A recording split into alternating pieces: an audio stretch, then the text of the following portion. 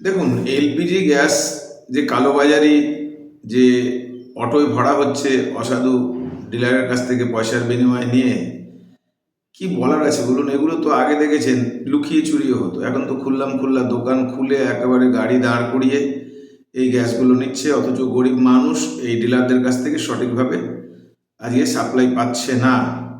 এর কারণ এটাই, তৃণমূল কংগ্রেস। তৃণমূল কংগ্রেস যতদিন থাকবে এই বেআইনি কাজ থাকবেই। বেআইনি ছাড়া তৃণমূল নয়। সেই জন্য পুলিশ প্রশাসন, এলাকার স্থানীয় প্রশাসন, তারা চোখে ঠুলি পড়ে আছে, কিছুই দেখতে পায় না। দেখতে পায় না, কাটমানি আছে, সেই কাটমানির ভাব চলে যায়, পুলিশের কাছেও যায়, নেতাদের কাছেও যায়। তাই এই রমরমা চলছে।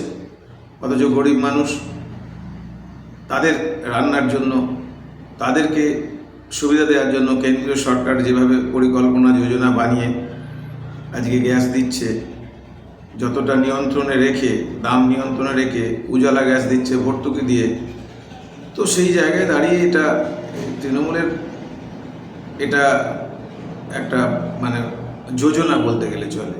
তো সেই জন্য এই সরকার যতদিন থাকবে এটা রোখা যাবে না। এই সরকারকে 26-এ বিদায় জানালেই সমস্ত সমাধান হয়ে যাবে।